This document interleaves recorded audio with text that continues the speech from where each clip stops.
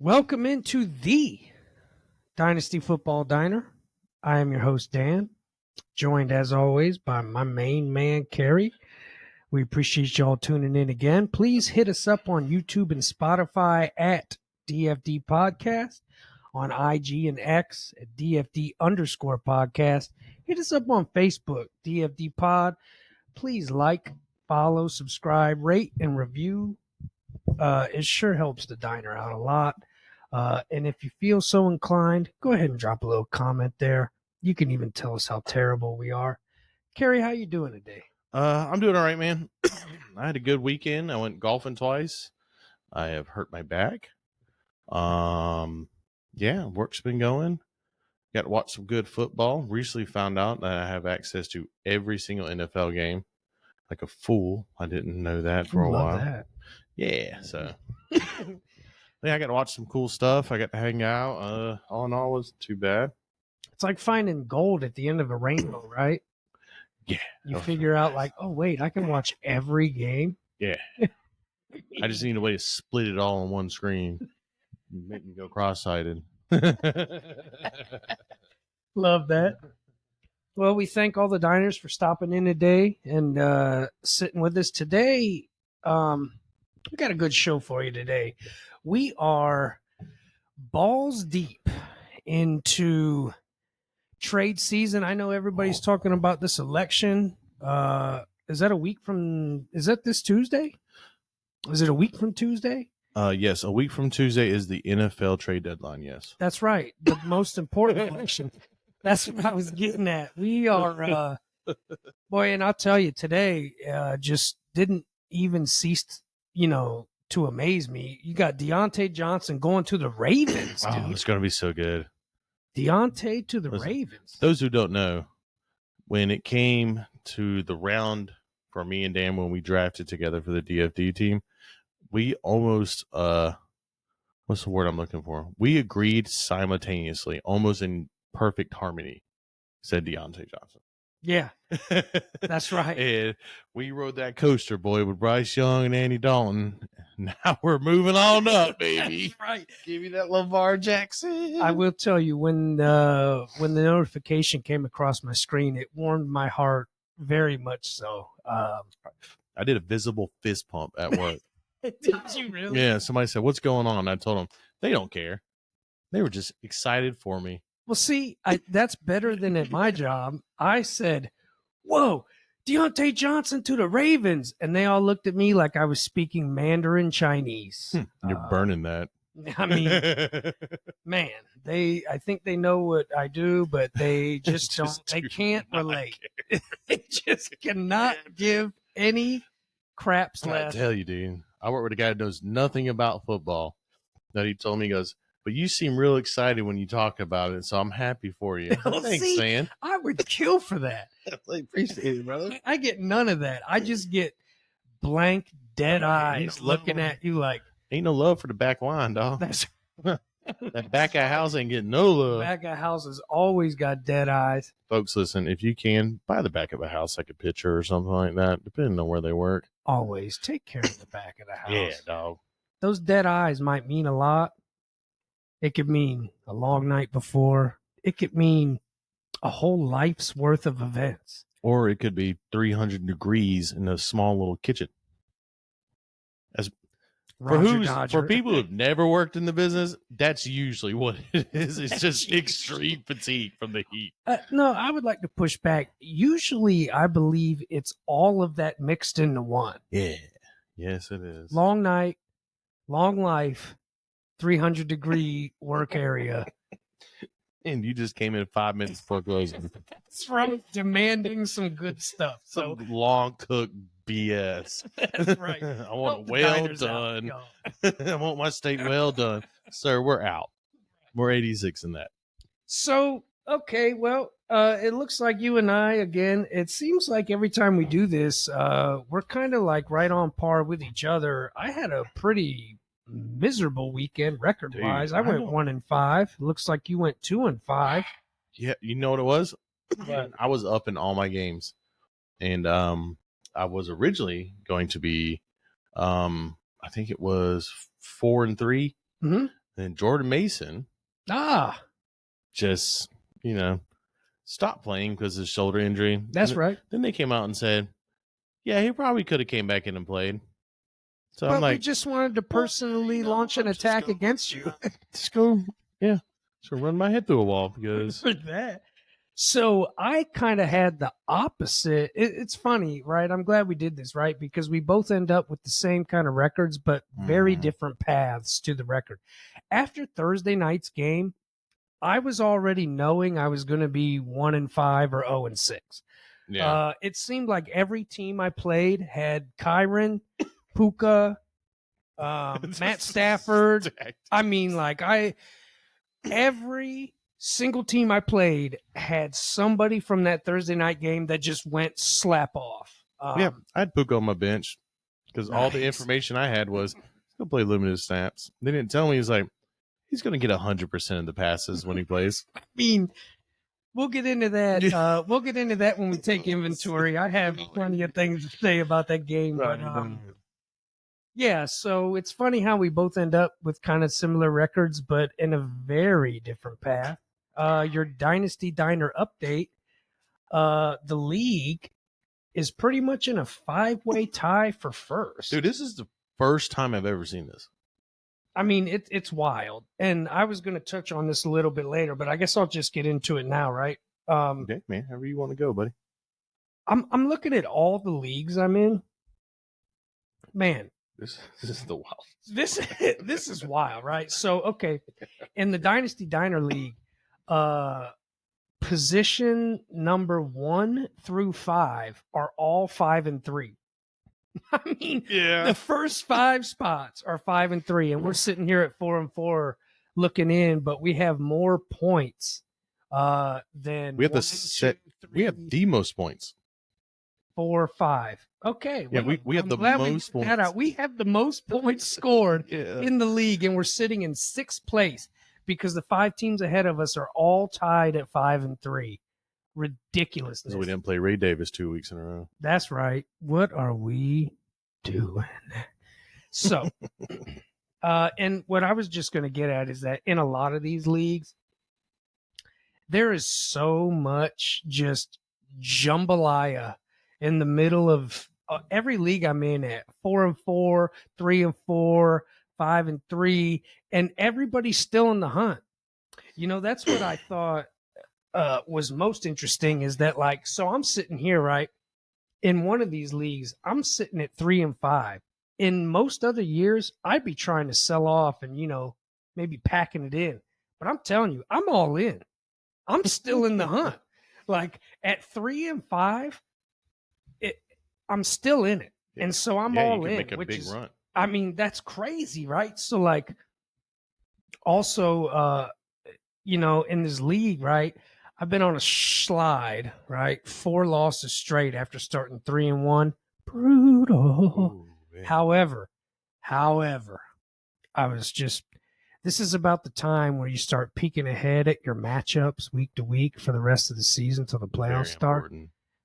Boy, I got some juicy ones. Mm-hmm. I'm talking steak and eggs juicy. So, you know what? I'm not going to pack it in. I'm all in. Let's get it. How are your teams doing in some of the other leagues? Oh goodness, let's see. I got 5-3, 4-4, 6-2, 5-3. I wasn't asking for a brag fest. 6-2. I was just asking. And I mean, they're all relatively close. For those who don't know, me and Dan are in a lot of leagues together. But I have a separate one than he does. And on this one, I think I'm in 2nd place on this one. Bragger McBraggerson. I'm in 2nd place in this one. And we're actually tied. We have a tied record. Me and shout out Andre again. Well, that man gets somebody shout out. He needs to start dropping he's way more comments in the chat. Something. But he's got me by 18 points. That's it. I've given up more points than he has, but he's got me by 18. So, I mean, it's just crazy because even my 4-4 leagues and stuff like that, it's I'm still in the running. At 4-4, I'm ranked I'm ranked number 5. Dude, that's what I'm saying. Like, Yeah. This is a especially league that- in these 10-team leagues. Yeah, me and Dan are both ranked 4-4. There's 1, 2, 3, 4 of us ranked 4-4 in this league. I'm telling you, I look at that every week on Tuesday to see what the league standings shake out to, and I'm telling you, it is. And I've got to assume, right? If we're playing odds and percentages and numbers game, like if I'm in 6 leagues, you're in 7. Mm-hmm. Okay, if 5 of my 6 leagues are all the same, or maybe even 6 out of 6, really, including the family league, every single league out there must be the same, right? You would think so. Like they gotta be. Yeah, I mean, because you're drafting probably similar. I don't know. Depends on your draft positions, really. And in one of my leagues, also is just a redraft league. So Right. I well, draft so way yeah, different it for always that. is going to depend on who's in the But, league and how many teams. But like, Yeah, I have but got to for the- believe that all of you diners out there are experiencing the same things Yes. across all of your leagues. I mean, yeah. Go ahead. It's just wild how close the leagues are.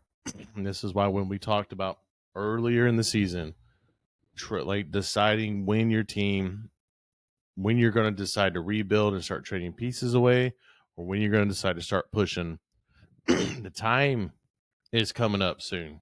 The NFL trade deadline, as soon as that hits, which is next week, which is week 9, Mhm. most leagues trade deadlines are week 12. So you have the time from when the NFL trade deadline is week 9. That gives you 3 weeks? 3 weeks to make the decision whether or not you're going to push or not and make your trades.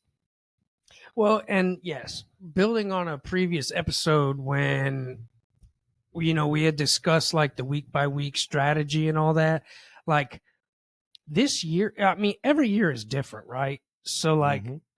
that strategy that we had talked about is for some kind of like, I would say over the last like 3 or 4 years of me playing, like that seems to be a timeline. But I just feel like this year, I don't want to be a prisoner of the moment, but like this year, it really just, I feel like this is throw all rules out of the window kind of year. Like Yeah. there's never been more parity that I can remember. And also like so many up and downs. Like, for example, Saquon Barkley wants to go for 189 yards one week and then turn around the next week and be 22 yards. Kenneth Walker did that to me this week. I mean, it's so crazy, man. So, the one constant that we can learn from this is that you just better buckle in and Mhm. you got to be quick on your feet. We're going to talk a lot of trade talk today. So, we're getting into that nitty gritty part of the time, right? Where this is where you got to make some decisions. And so when you do that, we're just going to discuss a lot of trade talk Yeah. today. Now, just before we end on that note right there, when it comes to deciding whether or not you're going to start trading your guys off and rebuilding, getting ready for next year for a rebuild and stuff like that, if you decide to do that, stick to that. That's right. You can't don't go back on it. Don't start trading your pieces away and then start trying to push for it. Obviously, we play in leagues where tanking is very much so frowned upon unless it's like the last few weeks, because our rules are a little bit different in how we do our basically the toilet bowl, the lower half of the people. It's a little bit different. So how do we do it? How, Dan, if you want to explain it? Yes. So what we do, and this was shout out to Eric, commissioner of another league, also a member of a couple of our leagues. He had a great. I really like this rule where your toilet bowl, or basically the bottom half of your league, instead of the worst record getting the first pick, it's the winner of the toilet bowl gets the first pick.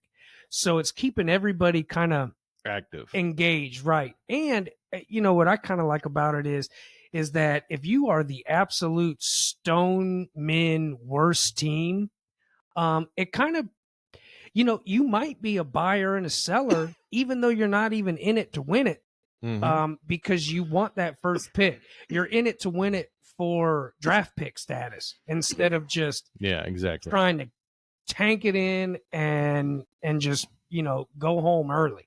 Yeah. So basically, it goes whoever the first person out on the Blues' bracket is going to get the the fifth pick if it's Well, it five depends people. on your league size, right? Yeah, So like sixth, fifth, Yeah. whatever. Yeah, and you just count it back from that up to one, and then the rest of them go standard. But anyway, let's move it on. Well, hold on before we move on. I will say the other part to that. I know the pushback on this method is that okay, well, if you're the worst team, you can't even win the toilet bowl. You probably need the first pick.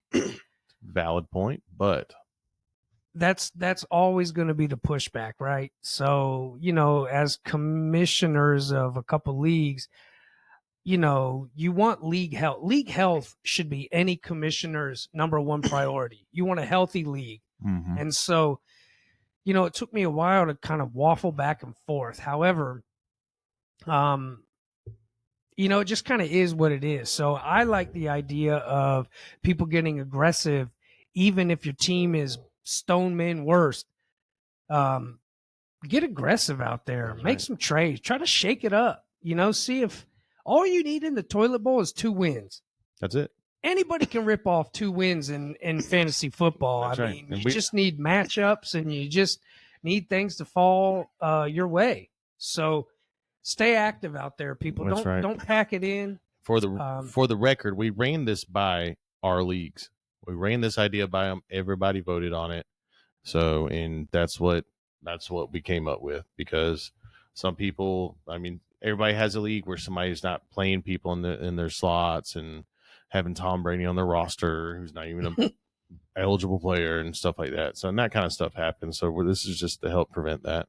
And also, we will have a commissioner episode where, let me back up. We're trying to line up some guests to join us and stuff as we continue to grow this thing up.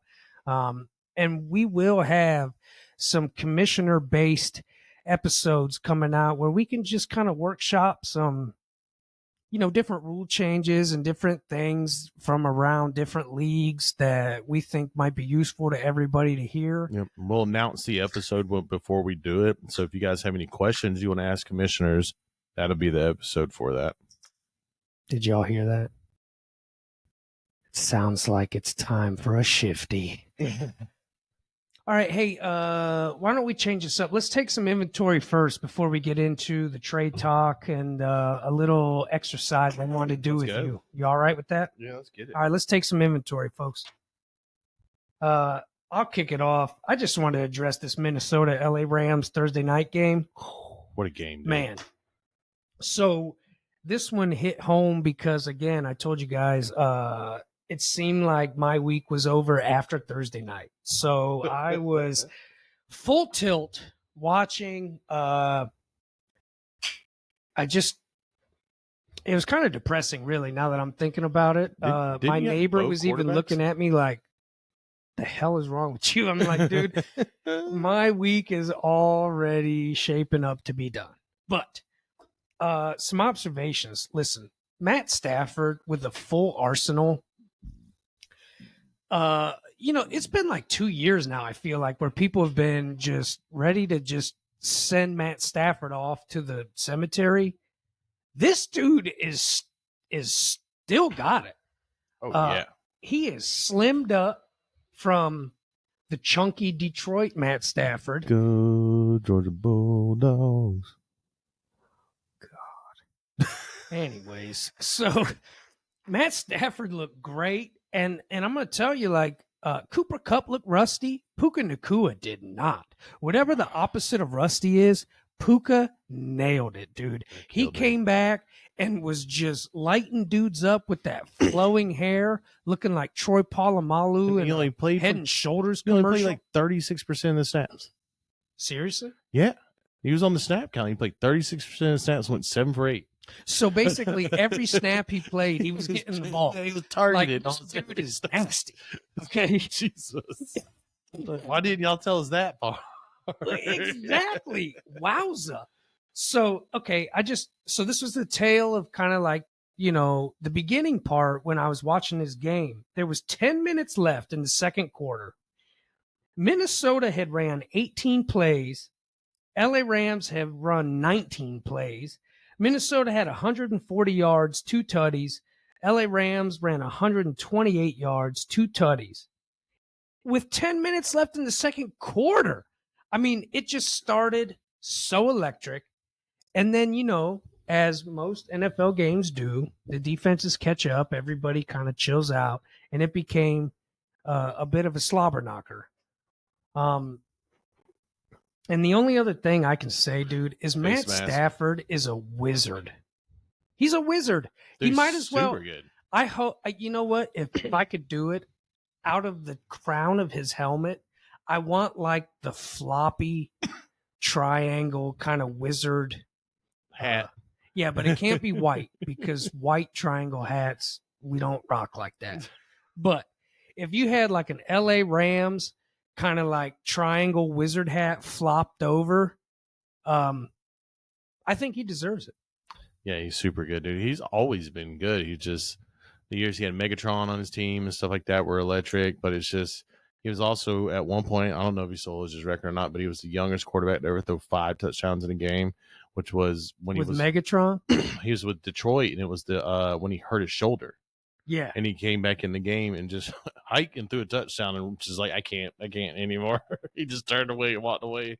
And a couple weeks ago, there was a tough photo. as some nails, dude. Yeah, no, he's nasty. And a couple weeks ago, on the Seattle game, Seattle Detroit, they showed DK Metcalf next to Calvin Johnson. Oh my God, Megatron!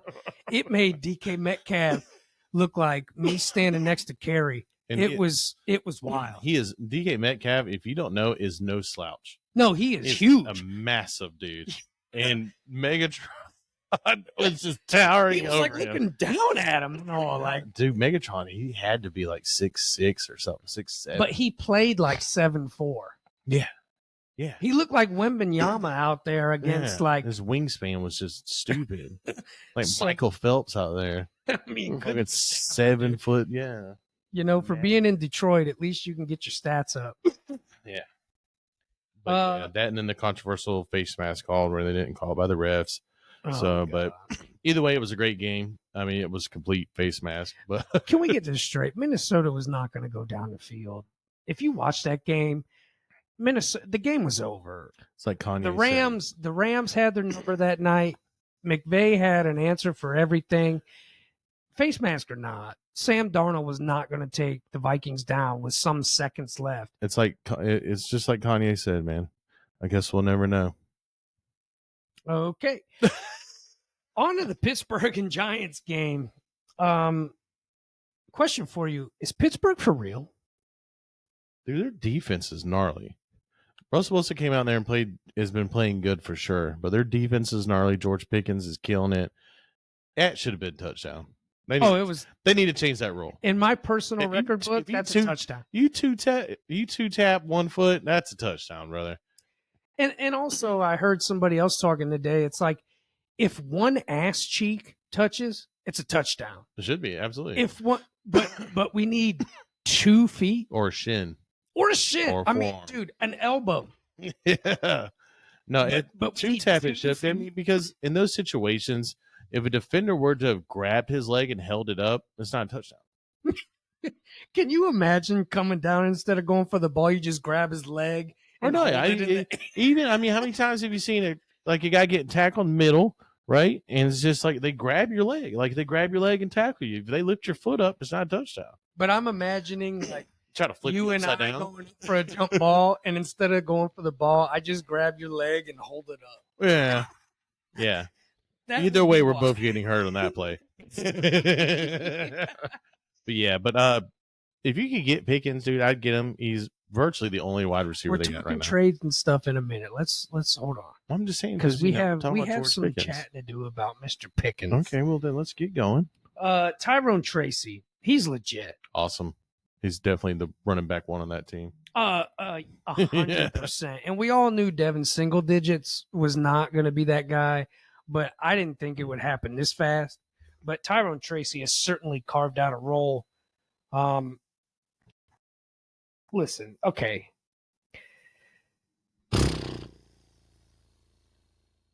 A fumble turning into a strip sack. Did you see this play? No, unfortunately, I did not. I was golfing. Dude. Oh, no, this was last night. Oh no, unfortunately, I was sleeping. I wake up Heard at that. 3:30 a.m. So that the Monday game's hard to Holy- watch for me. Only TJ Watt can go and sack the quarterback, rip the ball out, and the ball bounces perfectly right up in the air for only TJ Watt to snag this thing. This dude is electric. And we all knew this, but like I just found myself kind of in awe, even knowing how good he is. Every time I watch him, he continues to surprise me. And I'm just so impressed with this guy. And on top of that, dude, I don't know if you heard this, but the Giants offensive lineman before the game was talking about he wanted Watt one-on-one. He was ready for the challenge. TJ Watt? He was calling him, he was calling him out, being like, yeah, one-on-one, let's get it. Dude only gave up 3 sacks and a forced fumble. Like, dude, Why would you call him out? are you Why would you call that on man out? ayahuasca from Aaron Rodgers? Like, come on, man. Yeah, dude. What is he doing? I don't know. Cleveland- Also, go ahead. quick shout out to Calvin Austin for those who may or may not have watched that game. What are you grunting over there? Dude had 2 touchdowns and a special. This teams is your player. guy. I'm just saying. I love Calvin Austin. No, you do. That's why I He grunt. only had 54 receiving yards, but 54 receiving yards on 3 receptions. Yeah, and with a tutty and With- a punt return touchdown too. Yeah. Right? Yeah, Or was that it a counts kick for return? 6. Either way, Yeah, it was somebody kicked the ball, he caught it, and he he scored. it's a great explanation. Somebody kicked the ball and he returned it. The manner of which it was kicked, I do not know. Moving on. Moving on. Cleveland, Baltimore. Wow. Talk about the tale of 2 teams here, right? With Cleveland. Yeah. Jameis Winston, if anybody doesn't think that Deshaun was the starter because of politics in the front office and this Is it- contract, yeah. you are high, okay? Because clearly the owner and the management did not want the Cleveland fan base to turn clamoring for Jameis. But clearly we should have did that weeks ago. Should have that 4 years ago or 3 years ago before you paid him $250 million. Well, no, see, Continue. that's not how that works, dude. Continue It isn't to rant. how it works. But either way, Jameis, where you been? And because of that, Cedric Tillman, Crushed him. Good God, sir, what a Couldn't give a game, damn. dude. And I was hearing the footballers talk, they watched the tape and they said Cedric Tillman just looked just as good as his final stat line looked. Good Yeah, for him. He's making plays. He was extending plays. He was it. He was the it factor for wide receivers that you look for. Now I'm not personally saying it's gonna be like that every week, but it's definitely a person to pick up on your waivers or maybe an extra little trade option in there right now for as long as Jameis Winston's quarterback. Think about, everybody always talks about like with quarterbacks drafted, right? And it just depends on your situation and stuff. Think about Cedric Tillman's last 2 weeks. 2 weeks ago, Deshaun Watson was there and Amari Cooper was there, and you were barely getting any run. And then all of a sudden, over the last 2 weeks, Amari Cooper goes to the Bills and Deshaun ruptures his Achilles. And now you have Jameis slinging Winston Gunslinger, dog. just back there slinging that thing like a crab leg. Don't even care who catches it. That's what I'm saying. But Cedric Tillman was there to catch them all. Yes, he was. He did good. Him and David Njoku. I mean, Eli- my God. Elijah Moore was in there, got some too. He did. I mean, he I did. mean, I wouldn't count on Elijah Moore for his consistency. He's garbage. but negative. he So did good that game. the only other thing, if y'all haven't seen this, I really thought Derrick Henry killed a man. I was watching this live. If y'all haven't seen it, go just look it up on YouTube. Derrick Henry, who is a horse, He's a stallion. got Thoroughbred. about 4 or 5 yard head start downhill, lowered his shoulder, and here was one man, a very good player too, by the way, on the Cleveland defense.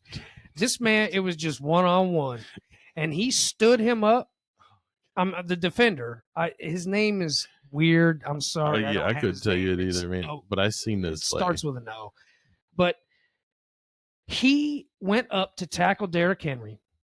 It was just one-on-one, and Derrick Henry lowered his shoulder, and literally, guys and gals, when I say I thought he killed him, I thought he killed him. They carted the defender off the field, and as he was giving the thumbs up to the crowd, his arm was shaking. Like, clearly this dude was in a whole nother planet because Derrick Henry's shoulder.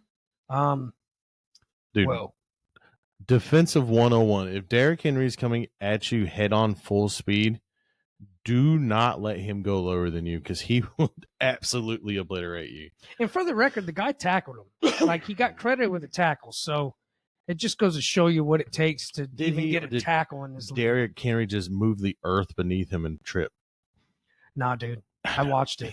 That dude's he so got long. the tackle, but he certainly Yeah, he might not be back next week. Right. He might be under concussion protocol. Who knows, really?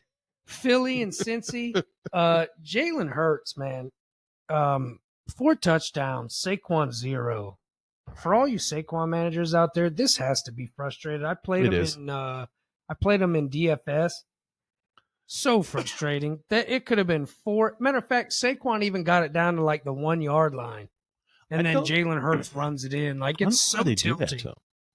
Like, why do they? I mean, he does all the work to get there, and then you're just like, nah, you know what? We're gonna give it to our quarterback and have somebody push him in. So tilting, dude. It's like it's ridiculous. Why would you put your running or your quarterback at risk like that when you have the running back to do it? I just think they're stupid. I think it's dumb too. Detroit and Tennessee, what a game. Who would have thought Mason Rudolph coming in and just slinging that thing around on Detroit? But more importantly, Jared Goff. My God, this guy. So check this out. I got a good stat for you. You ready? Yeah. All right. In the last 5 games, Jared Goff has 24 offensive touchdowns. Mm-hmm. Okay. 19 incompletions. 24 touchdowns and 19 incompletions, dude. Yeah. That is absurdity. What was Jared Goff's stats for this game? It doesn't matter. No, I want the people to know. He scored 24 offensive touchdowns with 19 incompletions. You have more tutties than incompletions, dude. If I remember correctly, he threw for like under 100 yards, didn't he? That is so ridiculous to think about. Was that? But like, dude, anytime you have 19, first of all, let's just take a second. 19 incompletions over 5 games is already impressive. Yeah. He had 85 passing yards, 3 touchdowns. Oh my God. That's what I'm saying. 19 incompletions over 5 games is already impressive. That means extremely 5 games, you're only missing 4 passes. But then in 5 games, you're talking like 4-point-something touchdowns. Yeah, it's so stupid. That puts him up there with how good Josh Allen's doing right now. Tampa Bay and Atlanta. Did that do anything for you? It was Atlanta should have won that game. You know what I mean? They did win, but they should have won that game. You get what I mean? Yeah. They should have dominated that game. Fun fact that we would have liked to known before the game, but only found out after. Kirk Cousins, 65 for 87, 785 yards, 8 touchdowns, and 1 pick against Tampa Bay. Dude, in 2 games. Like, what? He holds the all-time passing yards record against a single team in 1 month. Yeah, I mean, dude. So That is wild, though. He certainly has Tampa Bay's number this year, which, I guess for Tampa Bay fans, he's already played you twice, so you don't have to worry about it. Arizona, Miami, Marvin Harrison Jr., welcome back to Earth. Where you been? But welcome back. At least you got here. Yeah, that's all I got. Welcome back, Marvin Harrison. We missed you. Love watching you. He's play. starting to turn into almost a Gabe Davis comp where he does good one week and does bad the next week. Don't do him like that. Statistically, that's what he's at right now. Don't do him like that. I'm sure he'll do better, but I mean that's just Gabe Davis made a career of it. Don't do him like that. That's right. Kansas City, I just have one cool fact for you. Mahomes, the fastest quarterback to 30,000 career yards, 103 games. Not too shabby, huh? Patrick Mahomes. Averaging 300 a game. That's great. I mean, it really is good. He's a quarterback like 19 this year. Yeah, no, he's terrible for fantasy. But as for NFL, congratulations. That's Fantasy right. Suck. That's right. I had funny thing I watched because I didn't watch much of this game, but I watched this series play out. Patrick Mahomes on offense, they got 2 holding calls back to back. Okay, back to back offensive holding. Okay, that's rare. And yeah, that never happens. He immediately threw an interception after that. Of course.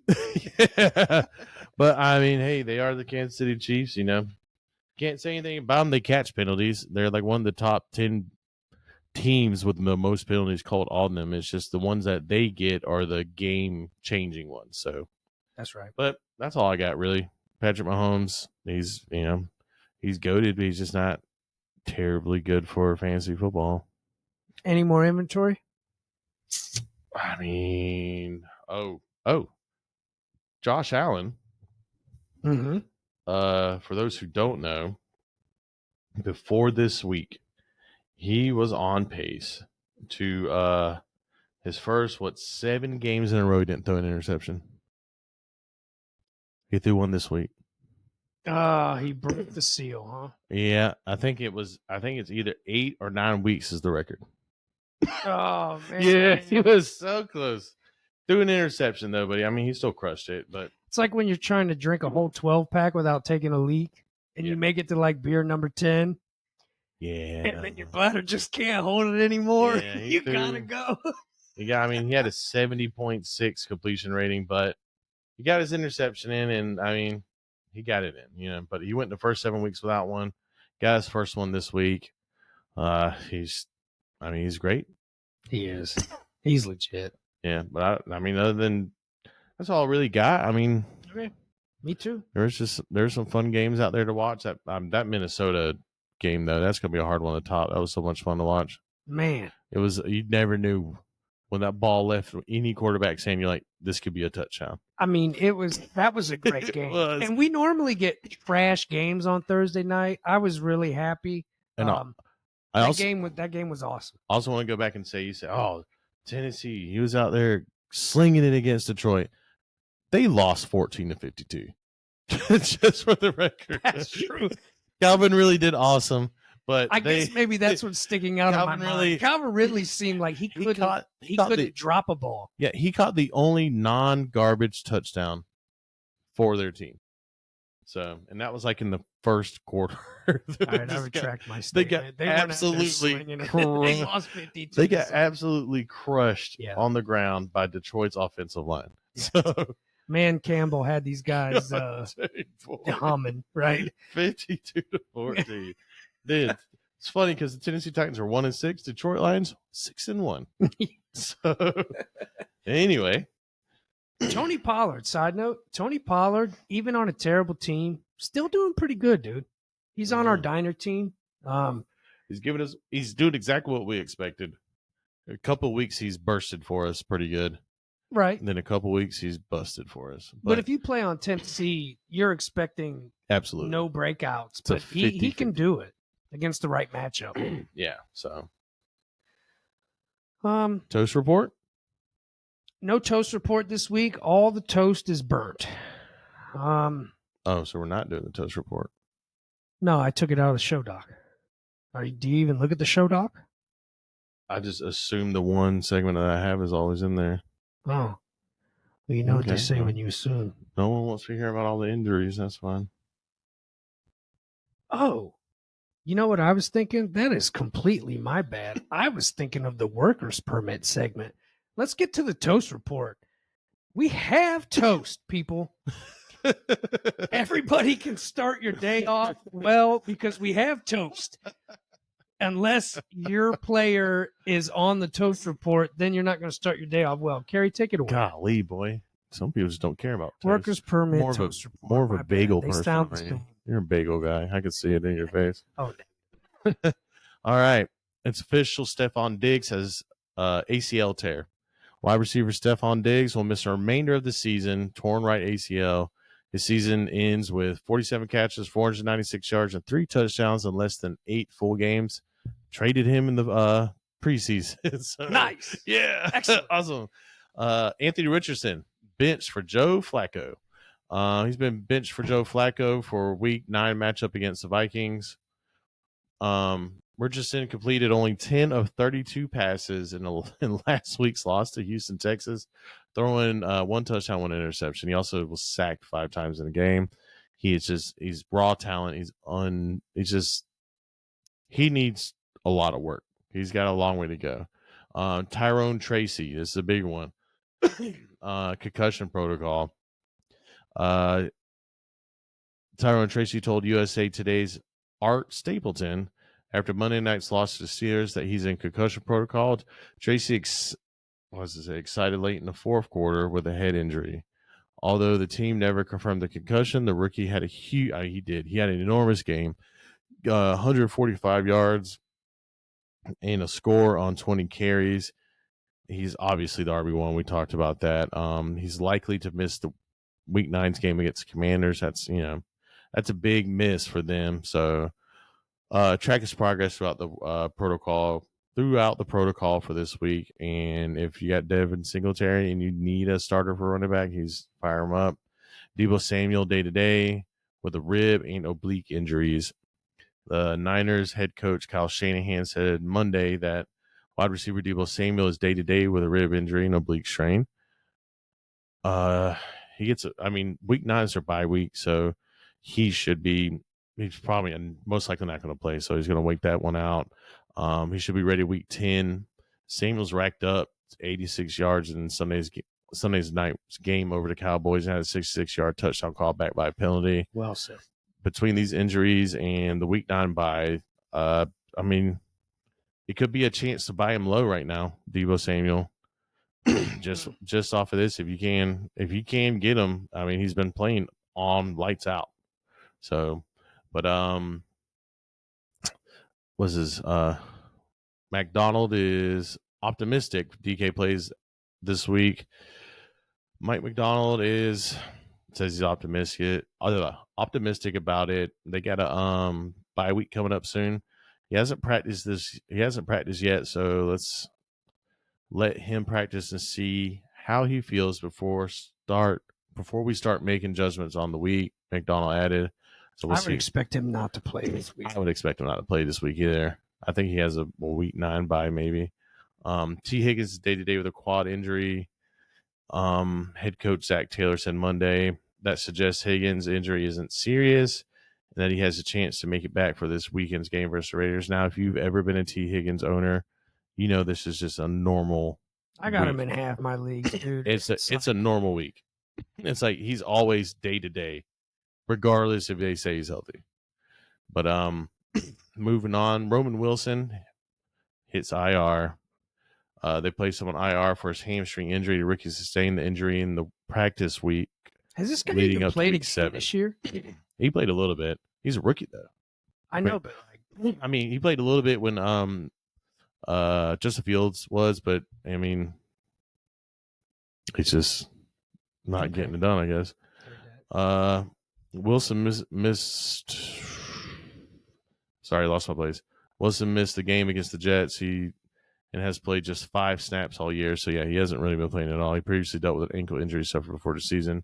Jordan Love has a chance to play week 9. his MRI revealed a strain growing, according to NFL Network's Ian Rappaport. Colleague Tom Pelissero adds that Love is considered day-to-day and has a chance to play versus the Lions this week. They certainly need Love against this game right here. It's a huge game for him to play in. Oh, yeah. Although it's worth noting that the Packers have a Week 10 bye, so there may be a chance they hold off to let him heal. Probably not against the Lions. Probably not again. Yeah, probably not. But it's a big game. They played him early last week or this week, and look what happened. Yeah. So, Jaguars head coach Doug Peterson, Dane's favorite, said Monday that wide receiver Brian Thomas Jr. is day to day with a contusion on the left side of his chest. An MRI showed no additional damage. Peterson added that Thomas Jr. has a chance, quote unquote, to play versus the Eagles on Sunday. If they were smart, they would probably just let this one heal up a little bit more. Bro, the original thing said he was out 2 weeks, and now he has a chance. This dude is they're probably waiting on the MRI results to come back, but yeah, I doubt he plays. I mean, with their record, I don't see why they would play one of their star players. Let's see, we already went over Debo. Jordan Mason re-injures his shoulder. He went out and he said he could come back. He probably could have came back, but he just held him out because of Guerrero. Is that his name? Yeah, he was doing great. It's Guerrero. Guerrero, there you go. Christian Kirk is done for the season. Suffered a collarbone fracture in Sunday's loss to the Packers. He'll miss the rest of the season. Year? Yeah, he's out. He's gone. Yeah, I think there's a guy hot on your waivers right now.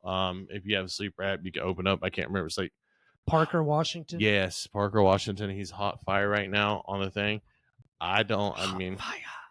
He didn't perform that well when he was out, but he's just volume wise, I would be looking more for Evan Ingram.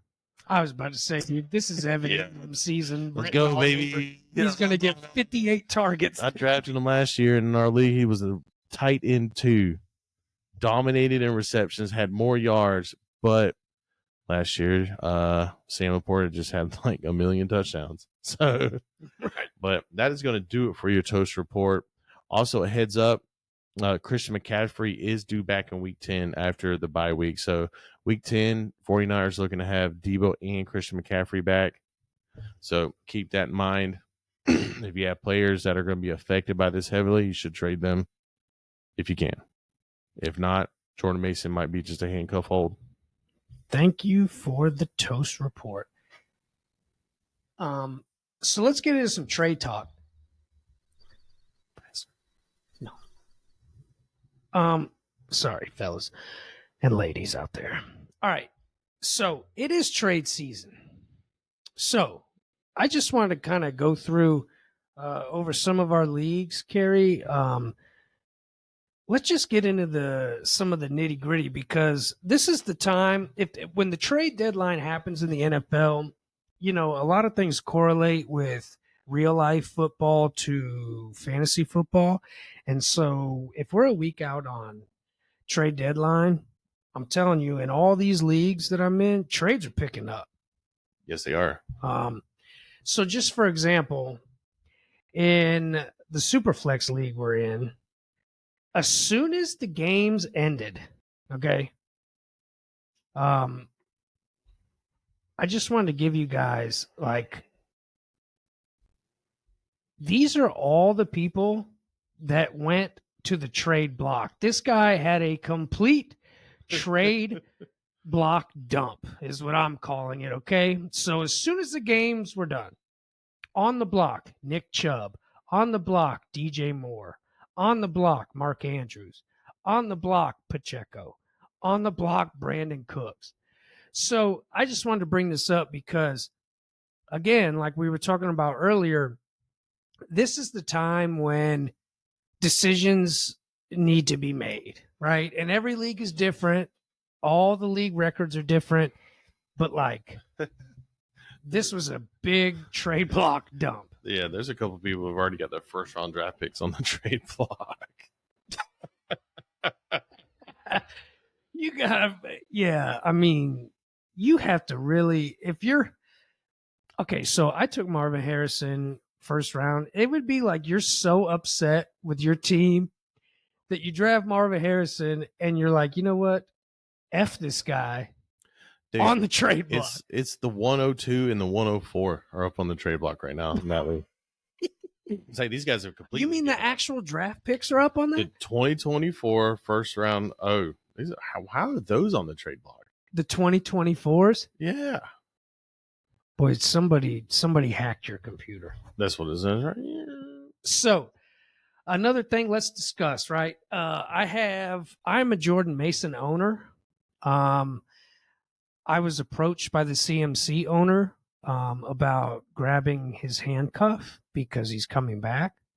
And then I also noticed that you put Jordan Mason on the trade block. So I just want to get your opinion on Jordan Mason. I know a lot of people are probably wondering what to do with this man.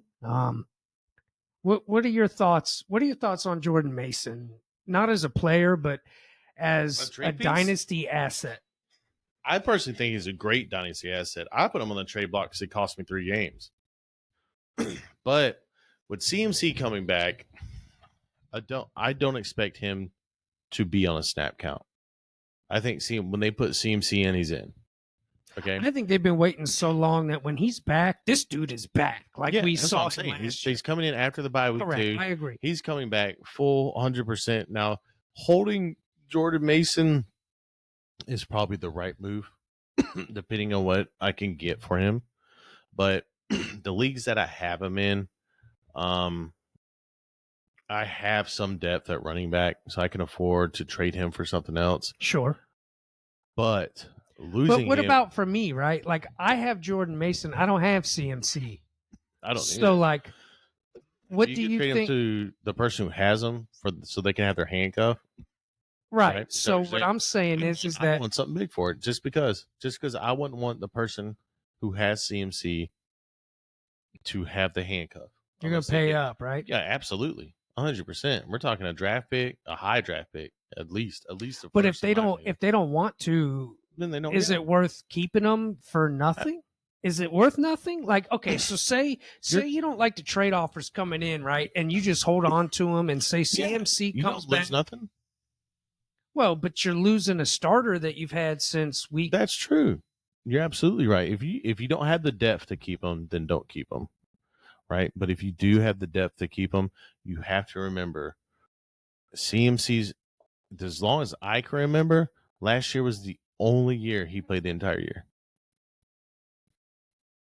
This guy is injured. The only year was last year. It's the only one I can remember. Maybe like his rookie season, but like the last it's been a minute, right? Like his last 4 or 5 years has been injury. Doesn't get injured, gets offensive player of the year, gets injured. Both Achilles, both the legs. So Jordan Mason or Antonio Gibson? Jordan Mason. Jordan Mason or Chuba Hubbard? Well, Chuba Hubbard, he's a starter. Jordan Mason or Sean Tucker? Jordan Mason. Jordan Mason or Javonte Williams? Jordan Mason. Okay. Javonte had one big game, and then what happened to him this week? So these are my other running backs. I've been starting Jordan Mason, and he's been an anchor. Oh, yeah, he's in same my running back spot. Absolutely here. So you're telling me if I don't get something big for Jordan Mason, right? The obvious thing would be to go to Chuba as a starter, but then Jordan Mason's going to sit on my bench and get nothing. Yeah. You wouldn't. Because the chances, you got to look at it. CMC injured both of his Achilles. Not one, 2 of them. He only got 2. He is 100% injured those. Well, after he went to Germany, he might have 3. Who knows? He's got an Achilles in his calf. Or he might be overdosed on painkillers when he comes out there and get injured, not realize it. So this is the hardest part, is because you currently have the number one handcuff, right? You got the number one handcuff to That's a good point. Number one offensive, one of the top That's right. end. There is no handcuff in the league better than Jordan Mason, right? No. And the chances of Christian McCaffrey getting re-aggravating this injury is high. Yeah. So he's an injury-prone player. He's always got injuries in his legs. If he plays out the rest of the season without getting injured, I would be surprised. Honestly, I think the smart play is to hold Jordan Mason. I put him out there because I know San Francisco goes on a bye week, I think, this week. Mm-hmm. They're on bye this week. They're on bye week this week. And then next week, San Francisco's on a bye week.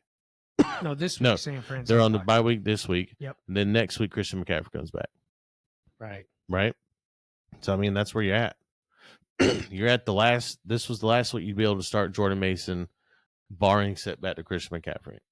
Because even if he starts, even if they say he's on a limited snap count, I would not play Jordan Mason just because simple fact they say limited snap count. He's going to get in, he's going to look good, he's going to play good, and he's going to change everything. And then the people who've been holding him forever are going to reap the benefits of this. If you didn't trade for CMC while he was injured earlier in the year, you're not going to get him now without giving up something beautiful. Oh no, it's going to cost you a pretty penny. even before even seeing how good he is. Like, he might come back and just not be good.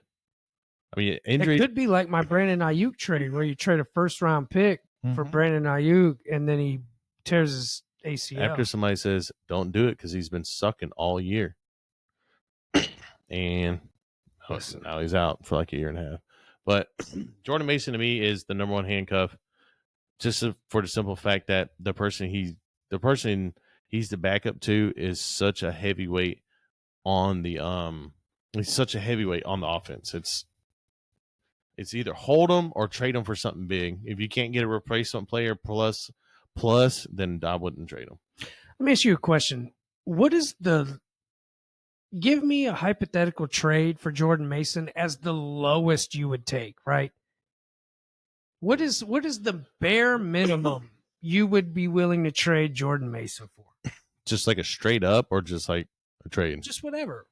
Well, I mean, I'm sure if you're a CMC owner trying to trade me for Jordan Mason for a handcuff, like, there's going to be some picks involved, right? Because you're trying to make a run.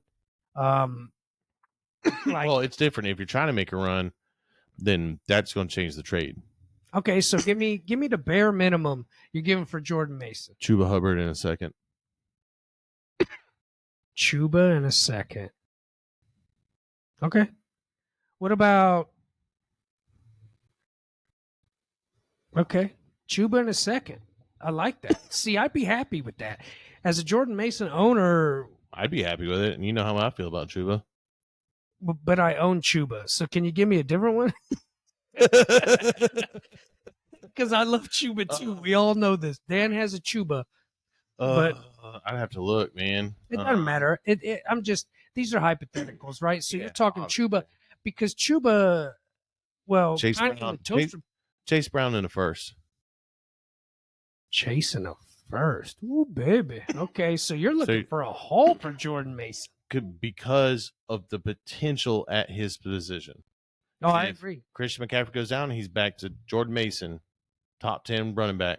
Listen, I picked up Jordan Mason off waivers before the season even started. Yeah, so did I. And he hasn't left my lineup yet. Me either. I don't know. Honestly, I don't know what I'm going to do once he's back to, you know what I mean? Well, see, me neither. That's what I'm trying to figure out a good trade. Like, I have backup running backs, but it's like, I'd rather have Jordan Mason. Right. You know what I mean? But I've got other what's it called? I've got other flexible players I can put in. Sure. It's just, you knew what you were getting with Jordan Mason. That's right. Except for when he gives you 1 point. That's brutal. All right, so next question. Ramondre Stevenson, Tyrone Tracy, straight up. Dynasty, Tyrone Tracy. Dynasty. 100% Tyrone Tracy. And why is that? Because he's younger. That's the only reason. Ramondre's a stud. But and he got paid. He's younger, and he's got but he's a rookie, and he's younger. Is it right? Tyrone Tracy's a rookie, right? Yes. Yeah, he's a rookie, so he's there for 4 more years. He's got a much better offensive line, and I think now listeners, diners, don't get this twisted. I love Ramondre Stevenson. Dan knows I love Ramondre Stevenson. I do too, dude. I have as many he scored 23.5 points this week. Yeah, but Tyrone Tracy has been consistently good. His offensive line that he runs behind is just ridiculous to hear, but it's better than the Patriots. It's not bad. There, I mean, there's two weapons on this team. It's Tyrone Tracy and Malik Neighbors. When you got like Darius Slayton out there and stuff like that, but Oh, come on, little Wandale Robinson. I mean Wandale, yeah, but me personally, I would take Tyrone Tracy in the dynasty format. That's just because of the age. Okay. Well, so I get that. So let me I'm here to play devil's advocate, right? Ramondre Stevenson, 26 years old in his third year. Okay. So I actually, I'm not going to lie, until I just looked this up, I thought the dude was older and it has been around a lot longer. I thought he'd been in the league longer than that. No, I knew third he was 26 year. or 27. But third year. So It's only his third year? yeah. So now let's revisit this. Tyrone Tracy or Ramondre? I still feel like it's Tyrone Tracy, man. I think man, he catches passes too. You gotta look at it this way. The Giants are geared towards having a good running back. Like their entire identity for like the last few years has been Saquon Barkley. Right. Now you get a guy, he's not Saquon Barkley, but he plays pretty good. Plays pretty identical. He can run the ball, he can catch the ball. They got a decent enough offensive line. They got a good wide receiver, right? And they got a really good wide receiver on their team now. Elite. And which is elevating the other wide receivers. If the Giants had a better quarterback, it'd be a much different story. Yeah, their defense is solid. Yeah, it would be a much different story right now, but I would take Tyrone Tracy over Ramondre Stevenson. I love Ramondre Stevenson, but the Patriots offensive line is just so bad. I think I'm leaning Ramondre if we're doing straight up. With or without Drake May? With Drake May. Well, Drake May's out, so. Yeah. Talking dynasty here. Yeah, I get it, but you're talking the younger player who's just as explosive playing with the Giants. Man, it's pretty even. It is. Situationally, I think Tyrone Tracy's situation is better. Ramondre Stevenson, I think, is probably more talented, much more experienced, but he's just on the Patriots. Yeah, I guess that's where I'm at with a 50-50, right? Is that Tyrone Tracy, I think, is in a better situation, but I think Ramondre is probably more talented as of right now. Mm-hmm. But he's more experienced. So, and statistically, next year is the fall-off year for running backs. What, 27? Yep, that's the statistic fall-off year unless you're an outlier like CMC or Saquon Barkley, Derrick Henry. Who Kings was of the game. running back in New England that Ramondre was behind for all those years? It's slipping my brain right now. All of 2 years? No, who was in front of him for the last couple years? I think it had to have been the 2021 It wasn't season. Ramondre. There was somebody who was actually the starter. Come on, man. What? Who the starter was? New England, yeah. New I was just England. looking at. Yeah, Saquon's 27. Let's see. New England. I mean, because Ramondre, like, it's only been 2 years that he's actually had the starting job. That's what I'm Harris. Boy, I had an up and down year with him. Damian Harris. That was it. That was the starter when Ramondre came into the league. Yeah. Okay. Saquon's 27, by the way, so but he's an outlier player. Man. Okay. So, moving on to Superflex. Let's get some Superflex hypotheticals in here, okay? Where do we start? Okay. So, here's one.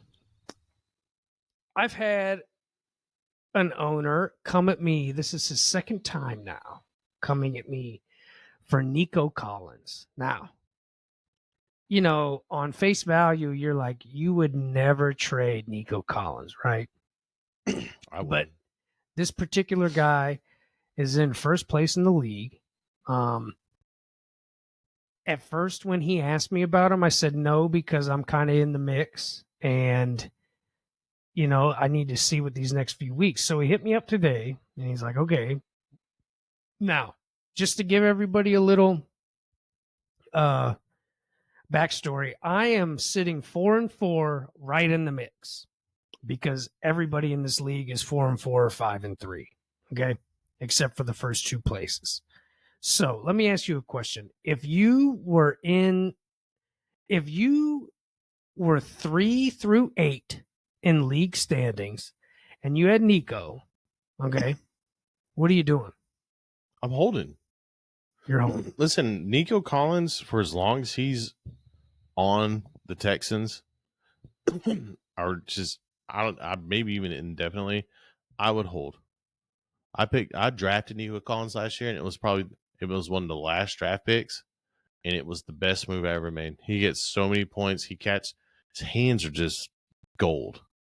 I mean, when I watched him before he got hurt, dude, it's very clear that the offense runs through him. Yeah, he was the number one wide receiver before he got hurt, and then he was still the number one wide receiver 2 weeks later. All right, so just hypothetical, if you were going to trade Nico, what are you looking for? Everything. Like, I'm not even joking. Like, the bag I would want for Nico Collins would be absurd. It would change whoever's trading me's team's composition. Who, in your opinion, in Superflex, would you need a bigger bag from? Like, if it's not Nico, right? Like, if you want a whole hell of a bag from Nico, give me a player who you would want an even bigger bag for. In a Superflex dynasty? Yeah. Malik Neighbors. Yeah. Yeah, and you know what? And it's funny you mentioned Nico's, he's a little bit older, right? He's like 28 or 27. It's funny you mentioned that because this isn't a super flex, but in another league with Malik Neighbors, I turned down 2 firsts, 2 seconds, and a player. I turned that down. Yeah, but because I wanted to keep Malik Neighbors. So you're saying for Nico, you're looking for 2 firsts, 2 seconds, and 2 players? Like, is that the kind of bag we're talking? Yeah. Like, yeah. For me, I love Nico Collins. I was on Nico Collins before he blew up. Oh, he's 25. Oh. So, yeah, that's what I'm saying. So I was on him last year. To CJ Stroud now. Yeah, because Nico just got a contract. So now you have CJ Stroud and Nico Collins, who before he got hurt was the number 1 receiver in the league. Even last year, he was a top 10 wide receiver. And now you have these two tied together for the next at least 3 years. Mm-hmm. Yeah. You see what I mean? It's this funny story. It's going to take an earthquake. That's what I'm trying to tell you. Like, what it would take for me to get rid of Nico Collins would change the opposing or the person trading me's team composition. Like, so much so they might veto the trade because they would. They absolutely would. So unfair. They absolutely would. I'm talking like first, second round trades and a top tier wide receiver. Plus. Yeah. Like first, second for this year coming up, next year, and a player. That's what I turned down from Malik. No, the one you turned down was for the year after trades. Well, that was what I showed you. That was like a couple versions in, but yes, it was pretty much the same. But I would probably want multiple first round draft picks next year.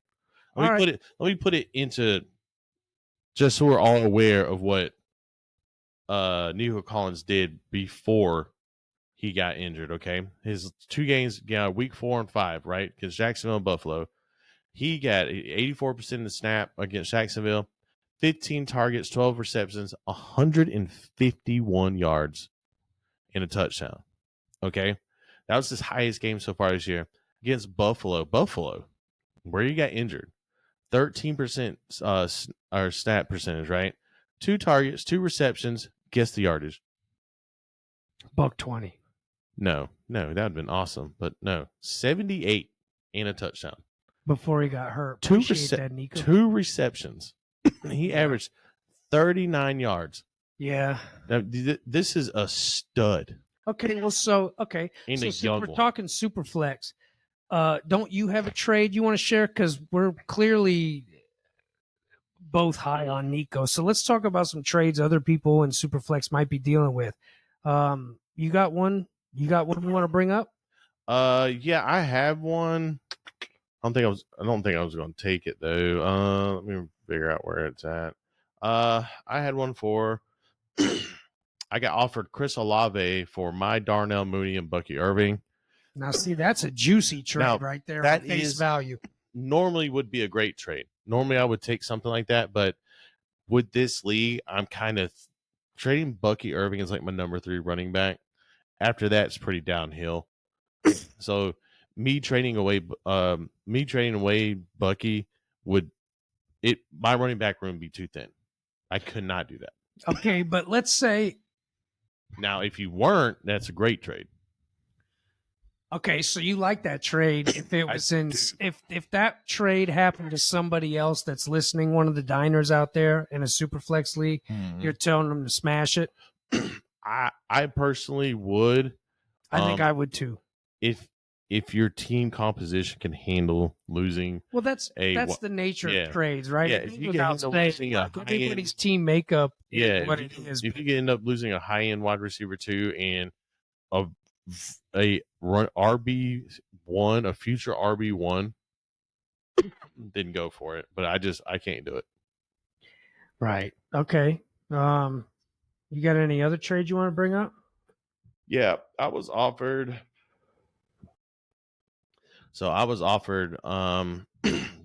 James Conner or Aaron Jones plus Jawan Jennings or Josh Downs for George Pickens. And I mean, those are good offers. Okay. Now, if you're pushing, getting like James Conner and Jawan Jennings would probably be a solid thing to get. Okay. Because James Conner is doing really well. Jawan Jennings is, when he's on the field, brought Purdy plays better. If you actually go back and look at the stats, his QBR is higher when Jennings is on the field. But having said that, you got Christian McCaffrey coming back. You got Deebo Samuel coming back. Kittle's been crushing it. So it's really picky. Downs is good. But when Flacco plays, he's much better. When Richardson plays, it's a crapshoot. But my thing is George Pickens, in my opinion, he's the wide receiver 1 on his team. He's a wide receiver 1, period. And he's just so good. And when he's virtually the only target on the team now, I feel like he's going to be hyper targeted, and he's hard one to get rid of. Can I tell you a secret? Sure. I try to go get George Pickens in every league. Didn't ask me. Which league? We'll talk about the league name off camera. Okay. Or off pod. Well, no, there's a reason why I didn't offer it to you, because it wasn't going to happen. I'm going to go see what he's got, ladies and gentlemen. So now, okay, so let's put a bow on Pickens, right? This guy, I think George Pickens is the truth, and especially seeing him with Russell Wilson, he's just, if anybody didn't see the game, just go watch this with Russell Wilson. This is what Russell Wilson does, 2 taps right? is a touchdown. That's right. This is what Russell Wilson does. See, that's the difference between Justin Fields and Russell Wilson. Justin Fields is going to make things happen and will lead the Steelers to 4-2 record. But Russell Wilson is going to come in and get Calvin Austin a touchdown. He's going to get George Pickens what should have been a touchdown. Najee Harris was 100+ yards and looked great. And he's a skeleton. So, like, I'm telling you, George Pickens, to me, especially after Deontay Johnson left, like, man, oh man. I'll trade you George Pickens for 1 for 1. For who? Jefferson.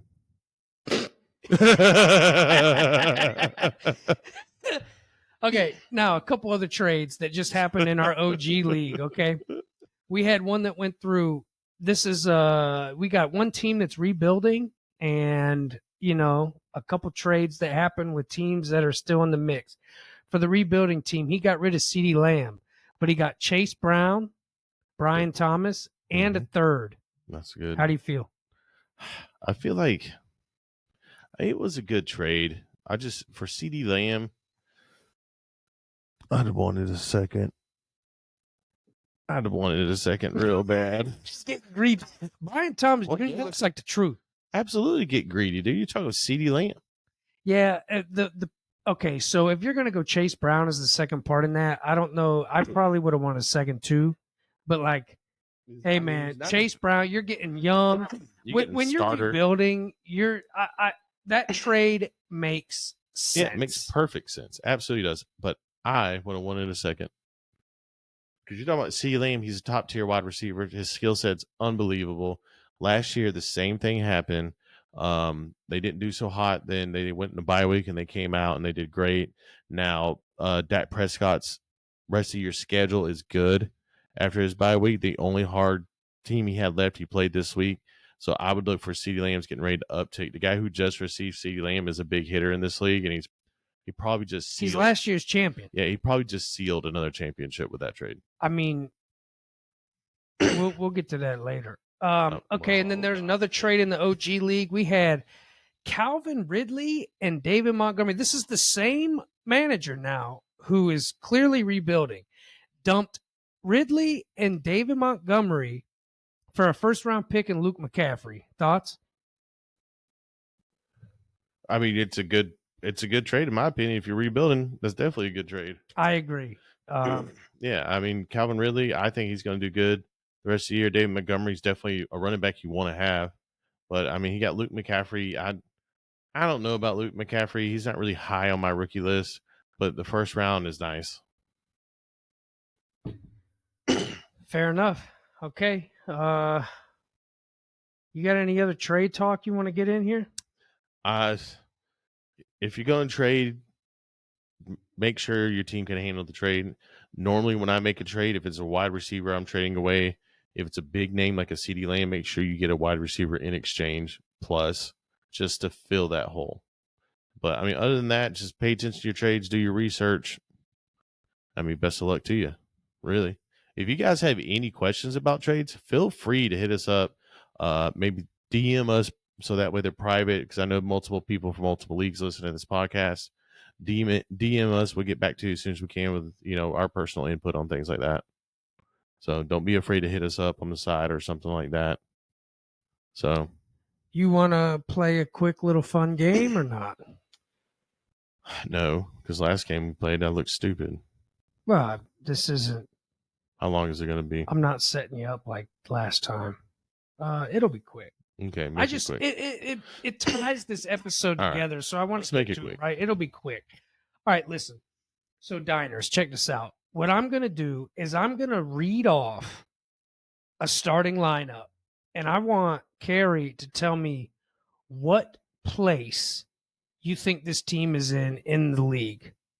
Don't be looking and cheating either. It's just up. I'm just looking. No, you just literally close that app. It's the league thing. It's just the league ratings. You close that app. It's just okay. Sleepers. This exercise. What I wasn't going to name them because they're not a sponsor, but close that app. Oh my god! Everybody uses the app. You're sleeper, everybody. All right, now your Italian showing. All right. If I told you, so basically I'm going to list a starting lineup, maybe a couple bench pieces because the lineups, but I thought this was a good thing because there were no buys this week. So everybody's starting lineup, unless it has injuries to do with it, this should be where they're at. So I thought this was a good week to do it. Okay. If I told you that this owner had Lamar Jackson, Kyron Williams, Tony Pollard, Jamar Chase, Tank Dell, AJ Brown, Dalton Kincaid, Brian Thomas, Raheem Mostert. Okay? Okay. What place second do you think he's in? Second place. Are you cheating? No. That's very good. He's in second place. Yeah. If I can guess the name, he's a returning champion in one of our leagues. Whatever, dude. All right. Way to ruin a game. I'm the reason he has Raheem Mostert. Way to ruin a freaking game. Oh, I got the one right? The most obvious one, were right? Like, you're going to make me look stupid. Meanwhile, you're 1 for 1. Okay. That's the only one. All All right. Let's see here. All right, let's do this. What have I told you? Josh Allen, Saquon Barkley, Alvin Kamara, DJ Moore, Garrett Wilson, Khalil Shakur, Trey McBride, Hunter Henry, Tony Pollard. What position do you think this manager's in? Tied for second. He's in first. Oh, okay. Okay, that one kind of surprised me. All right, let's do this one. Now, ready? Yeah. This is a super flex. Jaden Daniels, Bijan Robinson, Saquon Barkley. This week was Gabe Davis, Cooper Kupp, Evan Ingram, Devon Achane, Nick Chubb, but he has Tank Bigsby, T. Higgins, Jamison Williams. First place. 9th place, dude. Ooh. And Kyle Pitts. Ooh. 9th place, my brother. That one surprised me big time. Is that 9th place guy also in first place in another league? Nope. Okay. Wow. 9th place with yeah, dude. That is brutal. It's like you have you have a starting lineup. You should not divert from it. You see what I'm saying? Like that was wild to me. Yeah. All right, we'll stick with Superflex. Let's see here. All right. No, let's not do that. Why not? All right. Lamar Jackson, Ken Bone Walker, Chase Brown, Malik Neighbors, Darnell Mooney, George Pickens, Dalton Kincaid, JSN. Let's scroll down here. I see a little bit of Jamison Williams, Puka Nacua. That's my team. Oh, okay. What place do you think you're in? In that league, I think I'm in 5th. 5th. That's exactly right. And I just want to tell you, we're doing this exercise because when you name these players, like that roster I just named off lands you in 5th, people. Do you understand that? Like, this is what I'm talking about. Like, the dynasty, especially in these 12-team leagues and stuff, you got to be on your P's and Q's. Yep. Ken Bone boned me. The no bone zone, dog. All right, let me read you all one here. Okay. All right. This is the last one. No, not quite. I have 2 more. Just 2, and then we'll wrap it up. All right. Justin Herbert, Breece Hall, James Cook, Jalen Waddle, Brian Thomas, T. Higgins, Dalton Kincaid, George Pickens, Malik Neighbors. Tied for second. Tied for second. That team is my team, and I am in 9th place. Yeah, well, do better. You see what I'm saying, though? You see why we're doing this exercise? No, I understand 100%. This is... Well, also, a lot of our leagues, there's like 4 teams tied for second. Sure. But I just need the diners to see, like, just because your team, the whole reason I did this, right? Because it's trade season and it's getting down to like, 6 games left before the playoffs and stuff. Like, guys, good teams don't make it every year. That's what I'm trying to say is like when you're making these trades and well, hold on. All right, last one. Back to Superflex, right? Okay. All right, here. Joe Burrow, David Montgomery, Devon Achane, JSN, Marvin Harrison, Noah Fant, DeAndre Swift, Devontae Smith, Jalen Hurts. Let me scroll down here a little bit. You got Ricky Pearsall, Calvin Ridley, Dalton Kincaid. It's like 6th place. 5th. So, again, guys, we did this exercise because I just want y'all to know, like, when you're making these trades, and especially in Dynasty, you got to be looking years ahead, right? So not every year is it going to work. You got to remember there's only one champion every year in each league, okay? But like, don't give up on your team, because I am in 9th place out of 10 people. But according to Mr. Carey, I should have been in second, which I would have been way more happy if you just listed that starting lineup. Injuries happen, matchups happen. Again, like in Dynasty Diner League, we have the most points scored, and we're in 6th. Okay. Mm-hmm. So I just did this exercise to just let the diners out there know that, like, if you're in this for the long haul, now redraft, totally different, but I'm talking specifically Dynasty, because that's what we're here to do in the diner, is be Dynasty. Okay. Be careful with these trades. If you're in it to win it this year, do not mortgage the house to just go in this year, because you only have a 1 in 12 or 1 in 10 shot of winning anyway. Sometimes it just doesn't work out. But if you're drafting a core of players, Yep. stick to your core and love your core, because the next year you might go from 9th to 1st. And that was the whole point of doing this drill. Absolutely. Especially over off season. Some of those players you have, they could blow up here in the next couple of weeks. If you don't win, that's fine. But then you can leverage their end of the year, because it's the freshest one in their memories. You leverage that play for better trades. All right, diners, it's time to wrap it up. It's closing time. Yeah, don't sing. Yeah, you're right. That was terrible. I can't even believe I just did that for people to listen to. I thought it was just me and you. Catch us on YouTube and Spotify at DFD Podcast, IG and X at DFD_podcast.